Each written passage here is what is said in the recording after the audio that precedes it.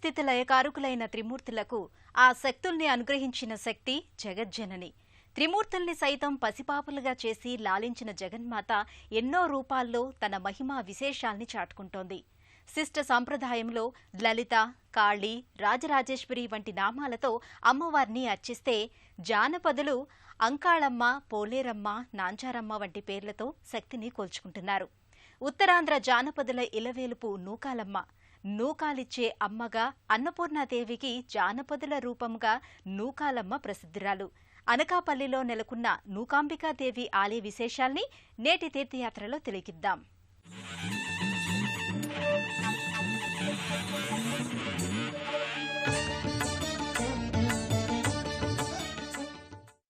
యాదేవి సర్వభూతేషు మాతృరూపేణ సంస్థితః, యాదేవి సర్వభూతేషు శక్తిరూపేణ సంస్థితః, యాదేవి సర్వభూతేషు శాంతిరూపేణ సంస్థితః. నమస్తస్త్యై నమస్తస్త్యై నమస్తస్త్యై నమో నమః. భక్తులను బ్రోచే చల్లని తల్లి తన బిడ్డలకు లేమనేదే లేకుండా నూకలను అనగా సిరి సంపదలను, పాడి పంటలను అందించే నూకాలమ్మ మహావిరాట్ రూపిణిగా విరాజిల్లుతోంది. ప్రకృతి అందాలకు పట్టుగొమ్మైన ఉత్తరాంధ్రలోని అనకాపల్లి ఉంది. అనకాపల్లిలోని కోటవీధిలో సువిశాల లోగిలిలో నూకాలమ్మ దేవాలయం భాసిల్లుతోంది.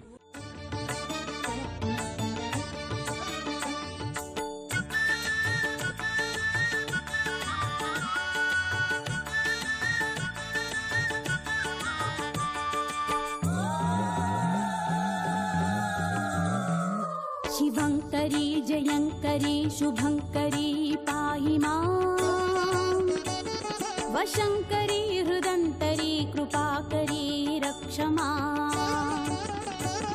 శివంకరీ జయంకరీ శుభంకరీ పాహి మాం, వశంకరీ హృదంతరీ కృపాకరీ రక్ష మాం.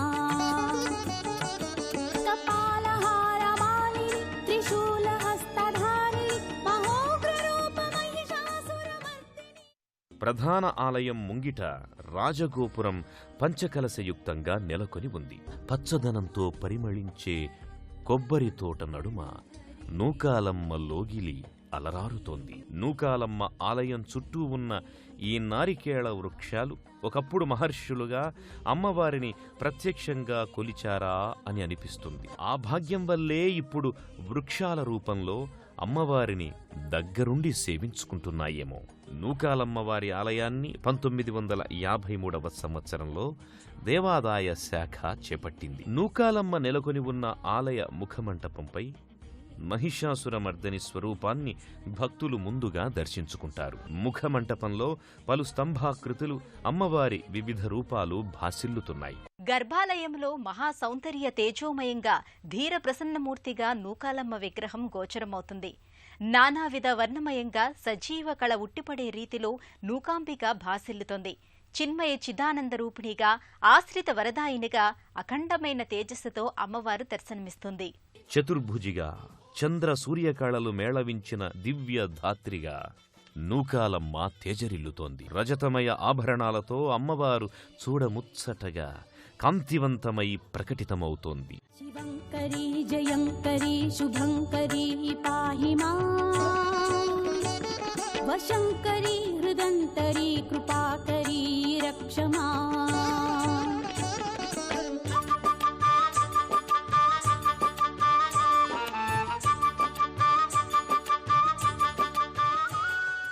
సకల మనోభీష్టాల్ని నెరవేర్చే నూకాలమ్మ దర్శనం కోసం భక్తులు నిత్యం బారులు తీరతారు. నూకాలమ్మ వరప్రసాదమైన పసిపాపల్ని దీవించి అనుగ్రహించమని అమ్మను సభక్తికంగా వేడుకుంటారు. ఇప్పుడు మనం దర్శించుకుంటున్న విగ్రహాన్ని 1969వ సంవత్సరంలో ప్రతిష్ఠించారు. చోడవరానికి చెందిన ఎల్లయ్య అనే శిల్పి ఈ ఆకర్షణీయమైన నూకాలమ్మ మూర్తిని రూపొందించారు. నవతాళ విగ్రహంగా ఈ మూర్తిని పేర్కొంటారు.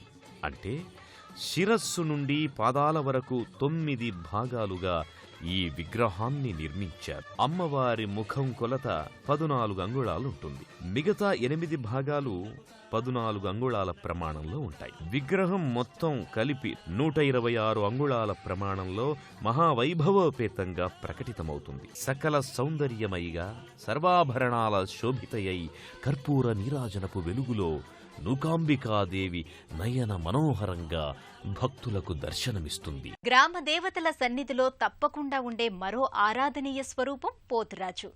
విజయనగర రాజుల కాలం నాటి ఆలయ శాసనాలలో పోతురాజుల ప్రస్తావన అధికంగా కనిపిస్తుంది. గ్రామదేవతల రక్షకుడిగా, సోదరుడిగా పోతురాజు ప్రసిద్ధుడు. జానపదుల జాతరలలో పోతురాజుకు ప్రముఖ పాత్ర ఉంది. నూకాలమ్మ ఆలయ సన్నిధిలో అమ్మతల్లి సోదరుడిగా పోతురాజు పూజలందుకుంటున్నాడు.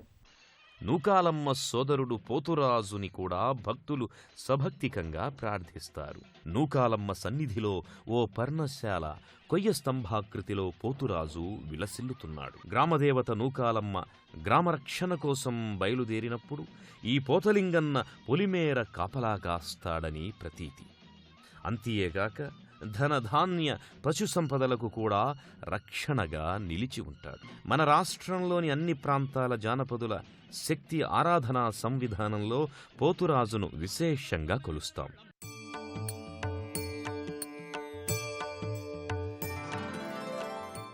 మూడడుగుల కొయ్య లేదా రాతితో చేసిన విగ్రహాన్ని పోతురాజుగా కొలుస్తారు. అమ్మవారి ఉత్సవంలో తొలి పూజను ఈ పోతురాజుకే సమర్పిస్తారు. ఈ లోగిలిలో ఉన్న వృక్షం క్రింద అమ్మవారి మరో మూర్తి విలసిల్లి ఉంది. అనకాపల్లి నూకాలమ్మ తల్లికి ఎక్కువగా జానపదుల సంప్రదాయం ప్రకారం పూజాధికాల్ని నిర్వహిస్తారు.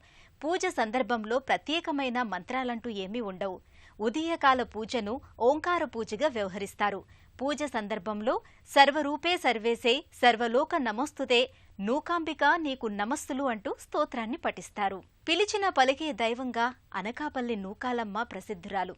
ఆపదలు అడ్డంకులు తొలగటానికి ఆమె అనుగ్రహమే కారణమని భక్తుల ప్రగాఢ నమ్మకం. ఆపదల్లో ఉన్నాను, అమ్మవారికి మొక్కుబడులు ఇస్తామని మొక్కుకుంటారు. ఆపదలు తొలగిన వెంటనే మొక్కుబడులు చెల్లించుకుంటారు. ఆపద మొక్కుల తల్లిగా నూకాలమ్మ వినితికెక్కింది.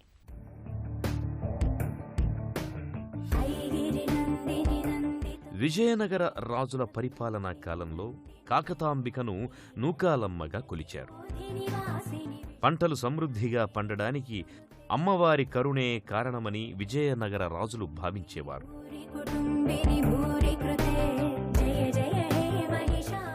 ఈ ఆలయం నిత్యం భక్తులతో అలరారుతుంటుంది. అయితే గురు ఆదివారాలలో ఈ ఆలయానికి అసంఖ్యాకంగా భక్తులు విచ్చేస్తారు. ఈ ఆలయానికి ఫిబ్రవరి, మార్చి, ఏప్రిల్ మాసాలలో భక్తుల తాకిడి ఎక్కువ.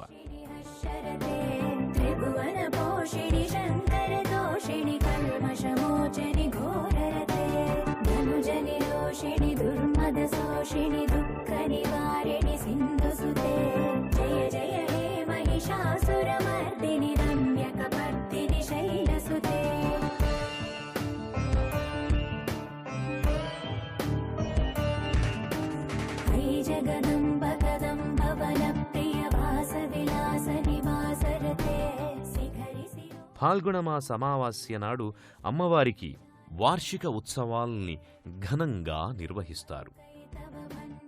ఆలయ పూజా కార్యక్రమాల్ని ఆసాధి అని వ్యవహరించే పూజారులు నిర్వహిస్తారు.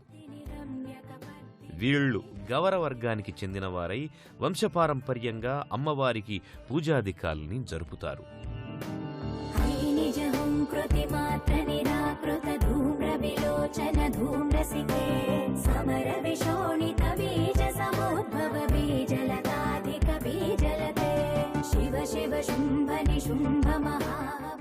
ఫాల్గుణ అమావాస్య నుండి చైత్ర అమావాస్య వరకు మాసోత్సవాన్ని కన్నుల పండుగగా జరుపుతారు.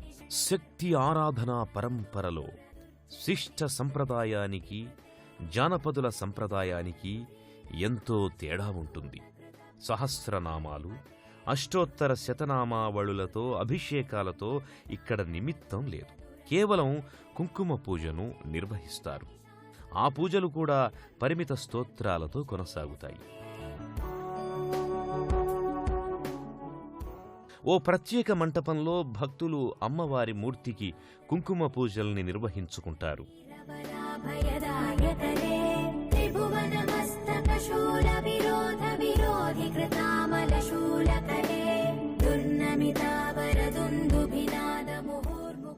వందే నూకాంబికాం దేవి పోతరాజ సహోదరీం అనేక ఫలి బహిర్దేశ స్థితాలయ విరాజితం వంటి స్తోత్ర పాఠాలతో పూజారులు అమ్మవారిని పూజిస్తారు.